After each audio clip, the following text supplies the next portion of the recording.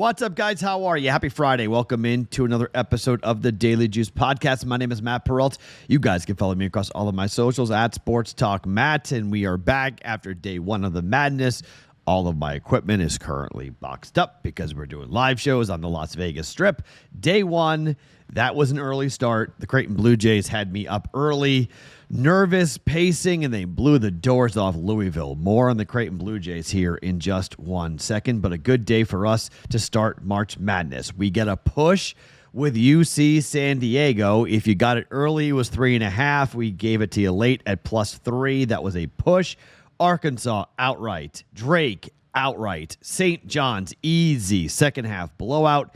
If it wasn't for Clemson, we swept the day. UCLA was easily a winner there, but Clemson was the biggest shocker of them all. We get Drake wins, Arkansas wins, and then we got burned on the Clemson deal. So two big upsets and one that came and cost us an upset, unfortunately. So could have been a sweep, could have been a really big day, could have been a 4-unit day. Instead, it's up 1.8 units on a Thursday as we head towards Friday, day 2 of March Madness. I'm excited. I've got plays, 4 of them for today. The Colorado State play, which is to make the Sweet 16, is essentially a money line bet for us here for what's going to happen for sorry, the cats. I'm upstairs. I'm in like animal hell right now. That's like I just said. That's yes. So Colorado State. Hopefully that's not dogs barking there. But Colorado State essentially a money line play. It's a 4-1 bet. The bet basically is for them to make the Sweet 16. So they're going to win today, and then we'll fade off of it. We'll hedge it in the second game, but they got to win today for that bet to become live. So just FYI on that play for us here with that. Before I give you the picks for today, I've already given you a bunch of plays. I think 4. I've already given you 4 plays for today. I'm going to give you a couple of additional plays. Let me remind you about the Pick'em contest going on right now, bettingpros.com/contest to get into the Pick'em contest. It is going on the entire NCAA Tournament. $1,000 in FanDuel DFS credits, signed jerseys, annual BettingPros subscriptions, all up for grabs. All for free at bettingpros.com/contests. Additionally, we are giving away the signed Gary Payton jersey. This is coming to our friends, courtesy of our friends at pristineauction.com. All you got to do is subscribe to the Betting Pros YouTube channel right now. Drop a comment below on any of our Daily Juice videos, and that's all you got to do. You're in. We will announce the winner right here on a podcast for the Daily Juice on April the 1st. So make sure you turn on the notifications so you know when the new videos are up, and you can claim your prize, the signed Gary Payton jersey, Seattle Supersonics throwback. Subscribe to the Betting Pros YouTube channel and comment on a Daily Juice video, and you are in. Okay, let me just tell you, we are already involved with Oklahoma. That number is 6 at certain places where we took 5.5. We are on Colorado State money line, like I mentioned. We laid 4 with St. Mary's, so we came in with St. Mary's on that. This is going to be a couple of ads, okay? North Carolina money line. I'm going to try my hand on a 2-leg money line parlay again. Okay, look, I think Baylor is going to win today. All right? You can take +1.5 if you want, but according to KenPom, this is a win. I don't like Mississippi State. It's a 74-73 win for Baylor.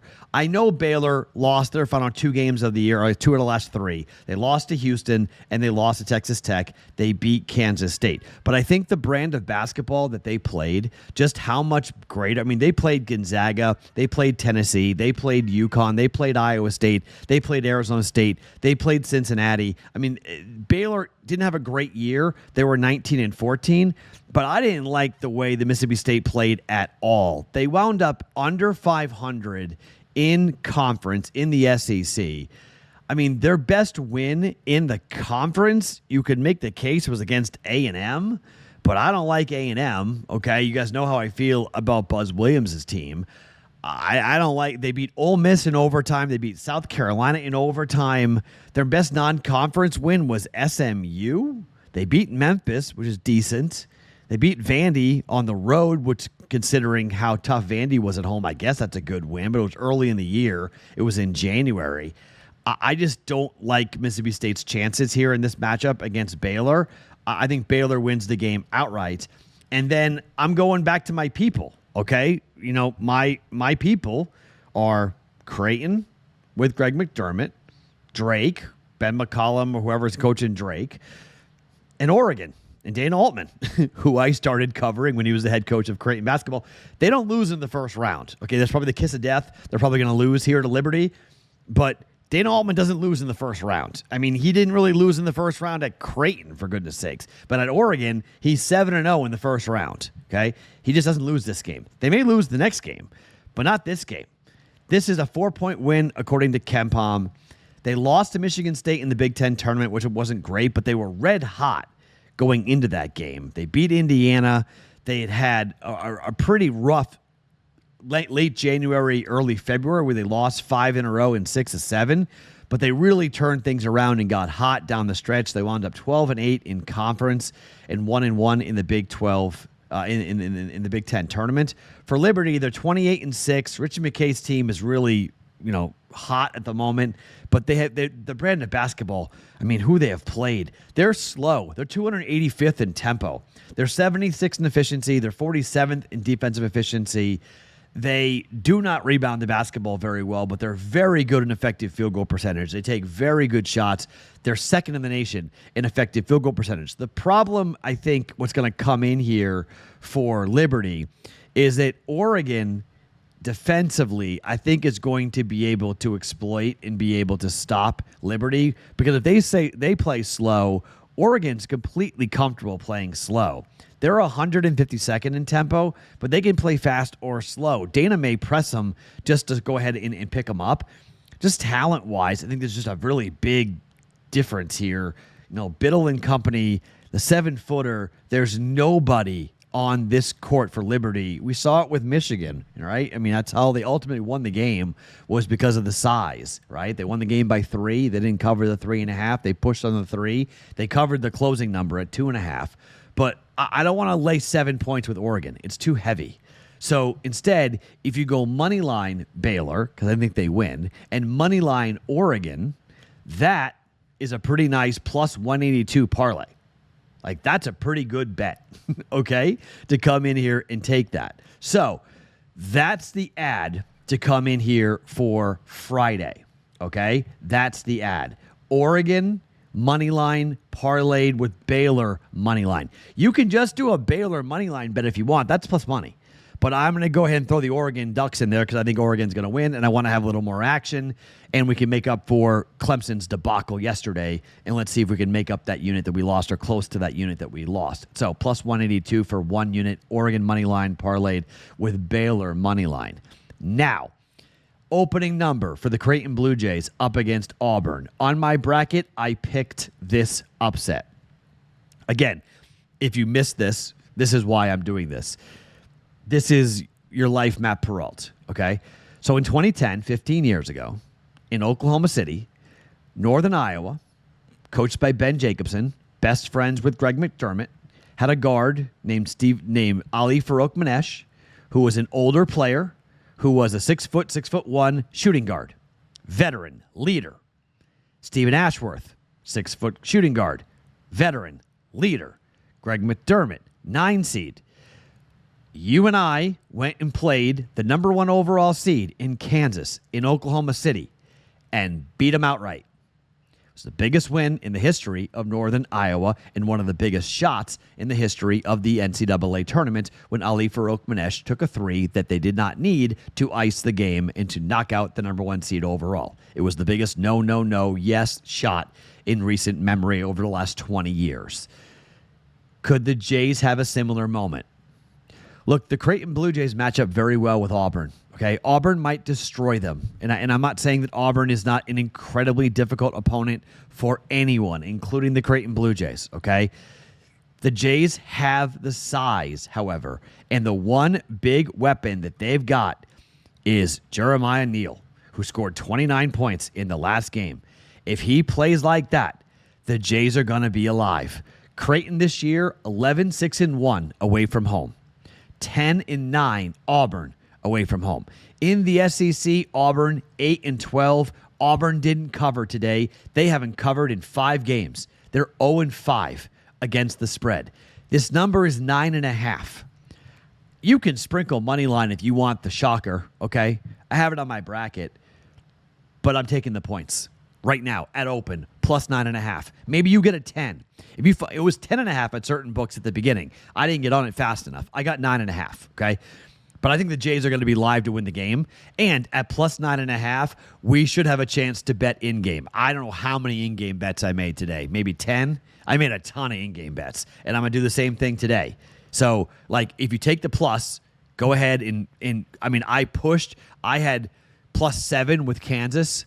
So I had 5.5 Arkansas and plus 7 with Kansas. I pushed on that, but you can play that way. I'm going to take 9.5 with Creighton and then look to hedge off of it. And hopefully the Jays get up 5 or 6 points and we can take Auburn plus the points in some form or fashion. So you have a nice big middle. I look for 10-point middles, okay? So that's what I look for. We have almost a 10-point middle. If Auburn is favored at all, or is a dog, at all in the game, we basically have a 10-point middle by taking 9.5 with the Creighton Blue Jays, okay? So I'm doing that on Saturday. There's our first bet for Saturday. Creighton plus 9.5 up against Auburn, the number 1 overall seed. Kalkbrenner, I think, is going to be able to contain Broome. I think defensively the Jays can slow down the shooting. There's some really big problems. I mean, I'm not saying that Auburn doesn't pose a lot of problems for everyone in the country, but they're the weakest number 1 seed, even though they're the number 1 seed overall. Chad Baker-Mazara is a complete matchup nightmare for the Jays, but I think they're going to be able to contain him enough to stay in the game, and that really is going to be up to Jeremiah Neal to go ahead and track Chad Baker-Mazara. But Broome, I like Kalkbrenner to hold him down. Pettiford is a tremendous shooting guard, but Ashford's going to be right there. Miles Kelly's been great, but the Jays have got other weapons.